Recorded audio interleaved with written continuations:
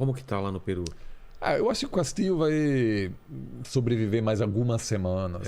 Mas acho que ele não vai conseguir terminar o mandato dele. Ele também é um presidente fraco, ou seja, a gente nunca pode só apontar para uma razão quando alguma coisa política acontece. Sempre são várias razões, né? O Castillo é um presidente muito fraco, ele tem pouca experiência política. Mas nessas horas, quando surge um problema assim e ele tem baixa habilidade de lidar com aquilo, ele é a primeira vítima dessa, vamos dizer, a primeira vítima política dessa guerra Rússia contra a Ucrânia.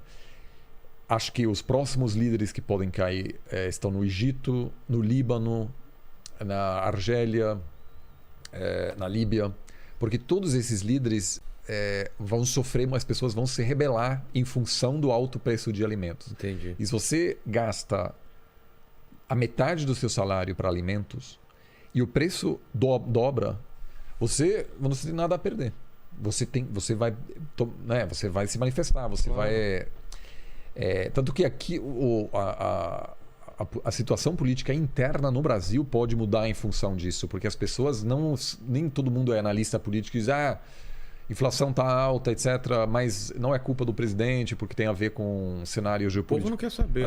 As pessoas culpam o governo, porque o governo tem a responsabilidade pela situação. Muitas vezes presidentes são reeleitos graças a uma situação positiva que não tem nada a ver com eles. Tanto que na América Latina, quando o preço das commodities aumenta muito, a taxa de aprovação aumenta, apesar disso não ter correlação. Né? Não é o presidente do Brasil que faz com que o preço das commodities fique alto ou baixo. Então isso eu acho que vai ter um impacto grande também. E muita gente pergunta, mas a guerra não vai terminar logo? Pode até terminar. Mas as sanções vão continuar. Eu acho que... Mesmo que termine a guerra, o pessoal não vai voltar para a Rússia como se nada tivesse acontecido. Fala, volta a McDonald's, volta... Tem guerras que permitem uma volta ao normal. Mas aconteceu tanta coisa. O presidente americano chama o Putin de genocida. Né? A Rússia está cometendo, segundo o presidente americano, genocídio. Isso quer dizer o quê? Quer dizer que o Biden não pode mais apertar a mão do cara. Ou seja, o Biden não pode mais dizer, agora que a Rússia encerrou as hostilidades na Ucrânia, vamos voltar a comprar petróleo russo. Caminho sem volta, né? Exato. Então, o impacto veio para ficar e eu acho que o cenário mais provável é de uma espécie de guerra permanente. Um impasse? A Rússia controla o leste, vai ter sempre tentativas ucranianas em reconquistar alguma cidade, às vezes até eles conseguem, na semana seguinte a Rússia volta uma coisa assim contínua. Sim. Então, preços altos de alimentos, instabilidade do preço de petróleo, instabilidade cambial, eu acho que isso é algo que a gente vai ter por um bom tempo. Por um bom tempo. Então, E você não vê uma resolução do conflito por meios diplomáticos? Alguém assinando um tratado de paz, alguma coisa assim? Olha, é possível, mas o espaço político dos dois agora é muito pequeno. O espaço político do Zelensky e do Putin. O Zelensky já disse publicamente. Porque eles colocaram... Se comprometeram. Prometeram coisas para suas populações que eles não podem voltar atrás, é isso? Exato. A partir do momento... O Zelensky disse, por exemplo, eu não vou assinar nenhum acordo que envolva ceder território ucraniano aos russos. Só que, tudo bem, assim, ele está no direito dele de fazer isso. Claro. E a população o apoia nisso. Então, um acordo que implique, por exemplo, o Zelensky reconhecer que a Crimeia faz parte da Rússia... É a morte política do Zelensky. Ele não pode fazer isso. O Putin precisa apresentar alguma vitória. Senão, é uma humilhação. Se você assistir hoje TV estatal russa, é interessante ver como a retórica radical nacionalista limita o espaço de negociação dos seus líderes. Porque se você está numa situação hiper radicalizada, todo mundo odeia a Ucrânia, acha que eles são todos nazistas, todo mundo... Qual a chance de o presidente dizer, não, gente, vamos sentar com os ucranianos? Não, você não consegue. Ou seja, a radicalização ela fecha portas. E o Putin hoje se reunir com Zelensky e fazer um acordo. E acordos de paz sempre envolvem ceder um pouco. Os dois lados precisam ceder de alguma forma. Isso, ele não tem mais espaço político para isso. Então, a TV estatal russa agora está falando que a gente precisa eliminar a Ucrânia, os ucranianos, etc. Ah, é? Uma coisa muito radical. Eles estão nessa linha? É muito... porque também, assim, quando um país sofre sanções, toda a população começa a sentir uma privação. E o governo precisa imediatamente radicalizar o discurso. Sentimento e usar a favor, né? Porque o cara, de repente, não consegue mais comprar um remédio, o cartão de crédito não funciona. A Rússia é uma nação de pessoas, de turistas. Se você vier para a Tailândia, Turquia, na maior parte das praias só tem russo. Ah, é? E hoje, os cartões deles não funcionam mais lá fora. Então, e são coisas muito do dia a dia. Então, tem que cancelar a sua viagem para a Tailândia. E o cara está frustrado com isso. E aí precisa ter um culpado para isso. O governo pode dizer, então, a gente invadiu a Ucrânia, a gente não esperava isso, então sinto muito, mas agora você vai ter que fazer férias dentro da Rússia. Não. Agora é tudo culpa do sistema internacional que quer combater a Rússia, quer invadir a Rússia, destruir a Rússia. Dos Estados Unidos. Tudo OTAN. Normal, assim. Então, o nacionalismo russo agora fortaleceu-se muito em função dessa crise econômica pela qual a Rússia está passando. Então, a chance do Putin dizer, não, gente, vamos ser razoáveis. E tem outra. O Putin sabe que um acordo de paz não vai levar ao fim das sanções. Isso já está claro. Então, para que vai negociar um acordo de paz? O que vai ganhar a Rússia? Se você realmente é o assessor do Putin e te pergunta assim, o que eu vou ganhar com o acordo de paz? Os alemães vão voltar a comprar o gás do jeito que fizeram até recentemente? Não. Porque nenhum líder alemão consegue dizer à sua população, olha, a Rússia assinou um acordo de paz, então está tranquilo, vamos voltar... Não. Os alemães não confiam mais. Isso é um problema de qualquer guerra, você ter uma perda de confiança total. O Putin pode até assinar um papel, mas a Ucrânia vai dizer, não, o cara vai me enganar daqui a um ano.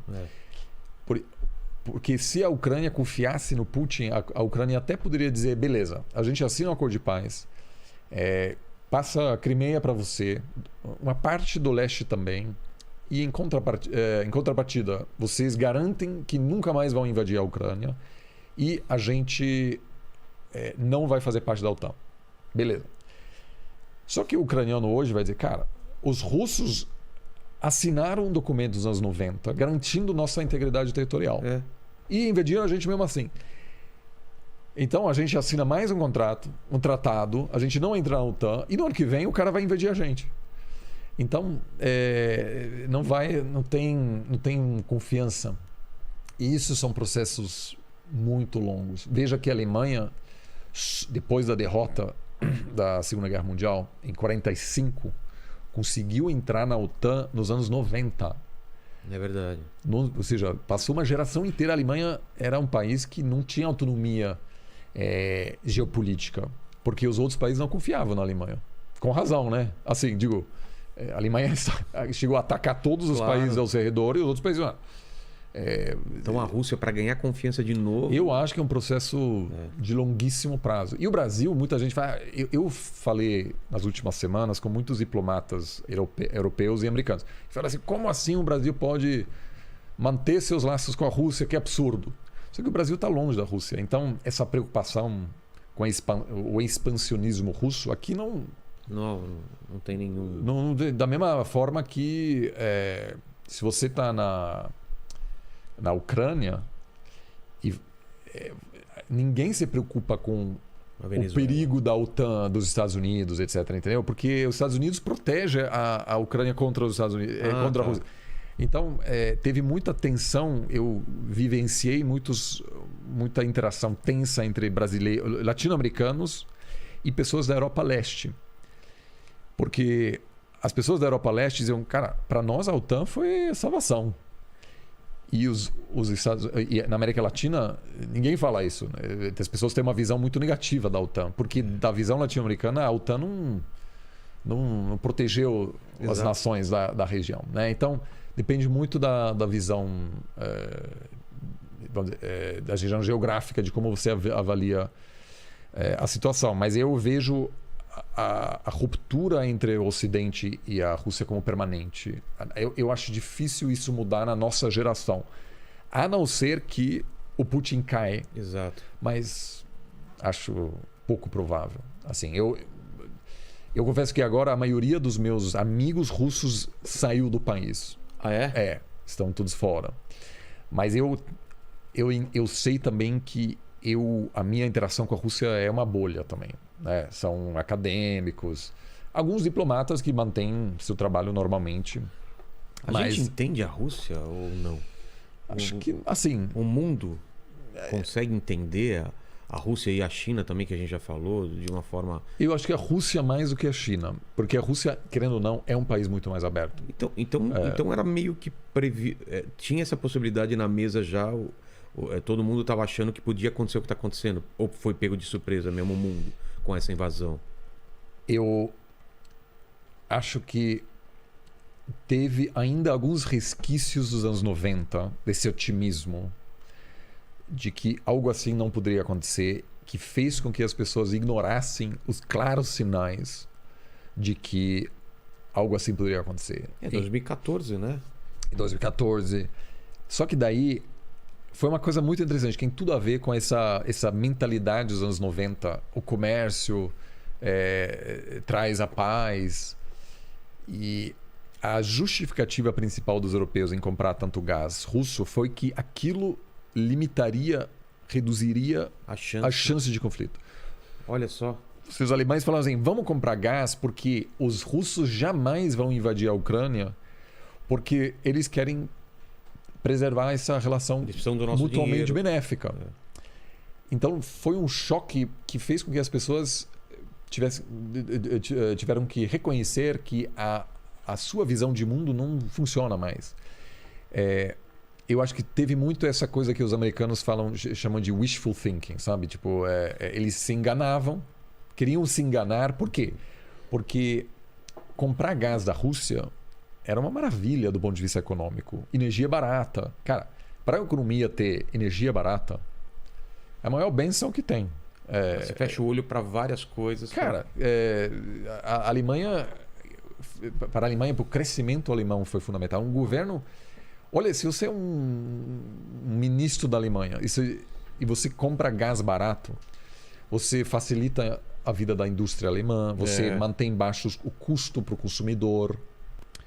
Então todo mundo está feliz. Todo mundo feliz. Aí vem, não, a Rússia pode... Não, você fala, não, deixa... A gente está comprando não sei quanto deles.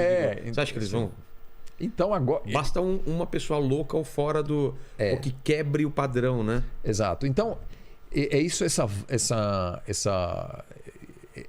isso não volta agora porque toda a Europa passou por um momento de choque.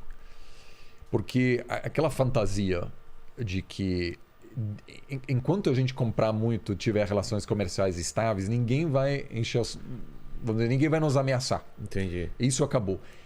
Então agora tem uma paranoia grande, tem uma russofobia que vamos dizer, não digo que compreendo, mas eu quero dizer os franceses, os poloneses, agora eles têm medo da Rússia. Claro. Então você como ministro lá desses países, você não consegue mais dizer, não, vamos comprar porque as pessoas preferem pagar mais caro do que depender de um país que pode chegar a ameaçá-los. A ponto de voltar com a energia nuclear? Sim. Até isso? Sim. A Alemanha tomou essa decisão que hoje, que na época foi vista como visionária, a Alemanha abre mão da sua energia nuclear, etc. E agora as pessoas percebem que isso aumentou muito a dependência alemã da Rússia. Então a Alemanha vai estender a vida da sua produção nuclear, que ainda tem uma capacidade. Ela vai, a curto prazo, enfatizar mais energias fósseis. Então todo o combate contra mudanças climáticas agora passa por um retrocesso. Por quê? O Biden agora vai lá, vamos liberar geral carvão, petróleo, tudo. Por quê? Isso é outro impacto. Por causa do aumento da inflação, sobretudo da área de energia, os democratas vão apanhar muito nas eleições em novembro do Senado e no Congresso. Então, o Biden vai fazer de tudo para comprar energia onde puder, inclusive na Venezuela. É mesmo, mais barato. E isso explica porque tem uma preocupação tão grande os americanos que eles estão atualmente negociando uma espécie de aproximação com a Venezuela para poder reduzir o preço da energia nos Estados Unidos, né? Então, mostra que essa guerra tem impacto para todos. É ruim para qualquer país que importa energia e uma maravilha para países que exportam energia, obviamente. Porque daí, mesmo se você comete abuso de direitos humanos, todo mundo quer ser seu amigo naquele momento. Vão passar um pano.